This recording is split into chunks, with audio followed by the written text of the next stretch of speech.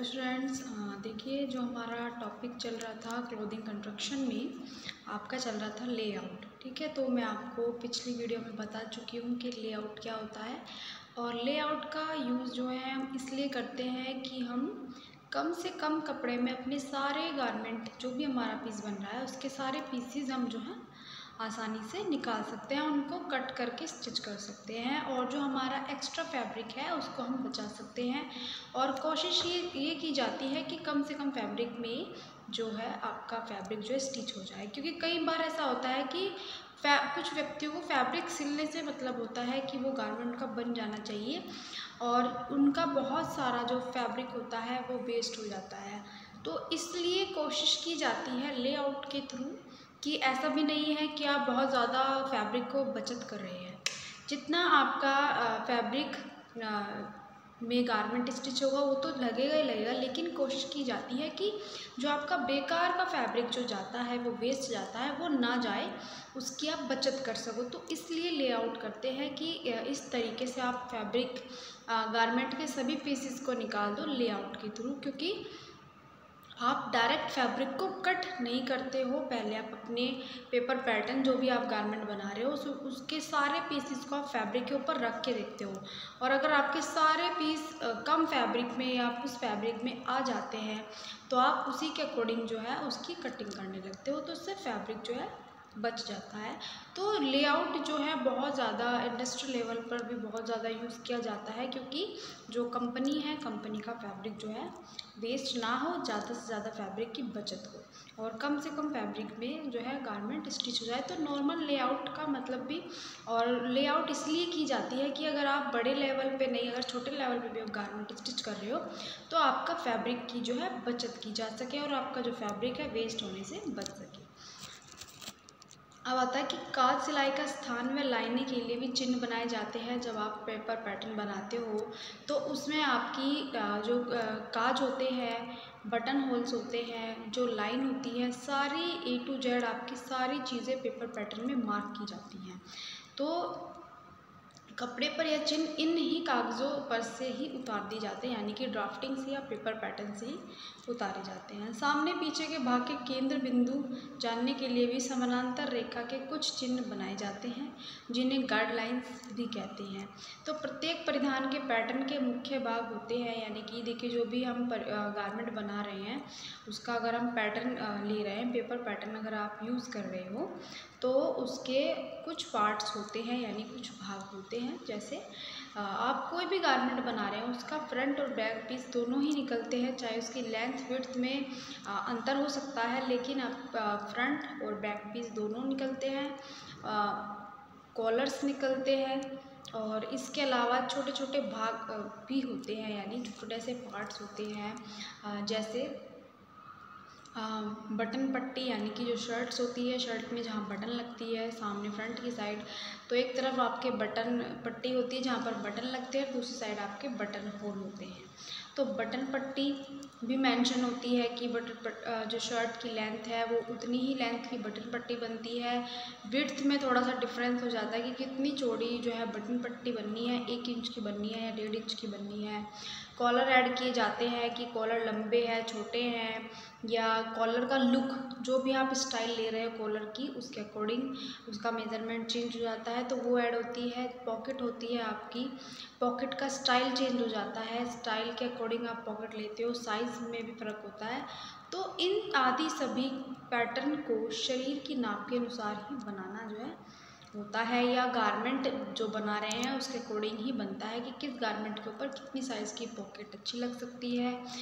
Shirts के ऊपर कितने मेज़रमेंट का कॉलर अच्छा लगता है। अगर आप ज़रूरत से ज़्यादा बढ़ाओगे तो बड़े बनाओगे तो भी वो अच्छे नहीं लगेंगे। तो हर एक चीज़ का फैशन के अकॉर्डिंग या गारमेंट के अकॉर्डिंग या पहनने वाले की पसंद या उसकी बॉडी मेज़रमेंट के अकॉर्डिंग जो है ये सभी पार्ट्स बनाए जाते हैं, इनका मेज़रमेंट जो है लिया जाता है। अब आता है पैटर्न के लाभ। देखिए जो हम पैटर्न बनाते हैं उसके क्या क्या लाभ हो सकते हैं या क्या होते हैं। तो देखिए यदि किसी कारण से भूल चूक हो जाती है तो केवल कागज़ ही व्यर्थ जाता है और कपड़ा नष्ट होने से बच जाता है। अगर मान लीजिए आपने किसी भी व्यक्ति के गारमेंट की मेज़रमेंट लिया और उस मेज़रमेंट को आपने एक पेपर पे बनाया, यानी कि आप उसकी ड्राफ्टिंग कर रहे हो या पेपर पैटर्न बना रहे हो, और उसको जब आप फैब्रिक के ऊपर रखते हो कि ताकि आपको बार बार निशान लगाने से अच्छा है, एक पेपर पैटर्न को उठाते हो और उसको रख के व्यक्ति की बॉडी मेजरमेंट के अकॉर्डिंग जो है उसको आप कट कर लेते हो।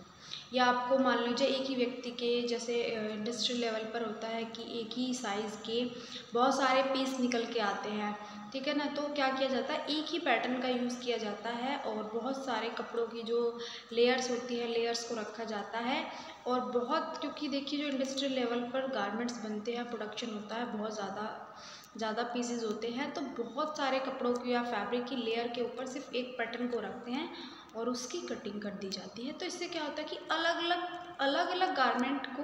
के ऊपर बार बार निशान लगाना नहीं होता, बार बार उसका चेक करना नहीं होता, या अलग अलग पेपर पैटर्न बनाने की जो है ज़रूरत नहीं होती। एक ही पेपर पैटर्न से जो है आपके बहुत सारे पीसेस निकल जाते हैं। तो ये है कि आप अगर एक भी पीस बना रहे हो तो क्या होता है कि आप अगर मेज़रमेंट, आप कई बार ऐसा होता है स्टिचिंग में भी कई बार गलती हो जाती है, भूल चूक हो जाती है, तो जो भी गलती होती है या मान लीजिए मेज़रमेंट में ही कोई गड़बड़ हो जाती है, तो ऐसा होता है कि आप एक बार अगर अपने ड्राफ्टिंग को या पेपर पैटर्न को अगर आप चेक करते हो बॉडी मेज़रमेंट के अकॉर्डिंग, अगर उसका मेज़रमेंट है तो ठीक है। अगर आपको लगता है कि इसमें थोड़ी सी गड़बड़ी हो गई है या मेज़रमेंट गलत हो गया है, तो आप वो गलती अपनी पेपर के ऊपर ही सुधार सकते हो। आप दूसरा पेपर ले सकते हो, या फिर कई बार ऐसा होता है कि आप दूसरा पेपर ना लेकर के जो है आप दूसरा पेपर ना लेकर के उसी को इरेज करके दूसरी जो है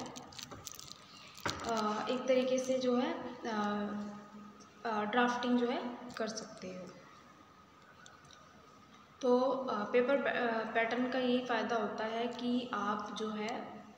जो भी मिस्टेक होती है वो आप सीधा जो है पेपर के ऊपर उसको सुधार सकते हो। आपका जो फैब्रिक है वो कट होने से या वेस्ट होने से जो है बच जाता है। फिर आता है आपका पैटर्न काट लेने से उपलब्ध कपड़े का बचा हुआ भाग अन्य काम में लाया जा सकता है। यानी कि आपका जो पेपर पैटर्न काट लेने से जो आपका एक्स्ट्रा कपड़ा जो है बच जाता है या आप ज़्यादा खरीद लेते हो, तो कई बार क्या होता है कि उन टुकड़ों को आप जो है किसी और चीज़ के लिए काम में ला सकते हो। हाँ, क्योंकि इन टुकड़ों को कपड़े पर बिछाकर देख लिया जाता है कि ये कम से कम स्थान में कहाँ कहाँ से निकल सकते हैं। और पैटर्न में सिलाई, सिकुड़न तथा ढीलापन आदि की गुंजाइश इच्छा अनुसार तथा आवश्यकता अनुसार रखी जा सकती है कि जो भी हम गारमेंट स्टिच करते हैं उसका ढीलापन कितना रखना है हमें, या वो कितना श्रिंक हो सकता है। तो श्रिंक होने से तो ये होता है कि आप पहले ही उसको वॉश करके स्टिच करेंगे। दूसरी चीज़ ये होती है कि ढीलापन, ये व्यक्ति की इच्छा पर डिपेंड करता है कि व्यक्ति को लूज़ गारमेंट पहनने पसंद है या अपनी बॉडी फिटिंग या टाइट गारमेंट जो है पहनने पसंद है। तो ये व्यक्ति की इच्छा के अनुसार होता है। पैटर्न के रूप में परिधान के टुकड़ों को काट लेने से एक लाभ यह भी होता है कि यदि कपड़े पे दाग धब्बे या कोई छिद्र यानी होल हो जाता है आदि रहते हैं तो उसे तैयार वस्त्र में आने से किस प्रकार से रोका जा सकता है। मान लीजिए आपने पूरा एक फैब्रिक को फैला दिया है, आपको लगता है कि फैब्रिक के किसी कोने में या कोई से हिस्से में जो है होल आ रहा है या कोई ऐसा दाग है जो रिमूव नहीं हो रहा है, या कोई ऐसी फैब्रिक में कोई कमी है, तो क्या होता है या कोई ऐसा डिफेक्ट आ जाता है, तो आप पेपर पैटर्न को या लेआउट के थ्रू आप सारे पीसेस को इस तरीके से रख के देखते हो कि आपकी जो भी वो कमी है फैब्रिक में एक तरीके से उस कमी को जो है दूर किया जा सकता है, और जो वो दाग आ रहा है या जो धब्बा आ रहा है या होल आ रहा है उस होल को फैब्रिक में ना आए, इससे हम उसको बचा सकते हैं। तो उन पीसीस को आप अलग अलग तरीके से रख के देखते हो कि जो मिस्टेक या जो डिफेक्ट फैब्रिक के अंदर है वो गारमेंट में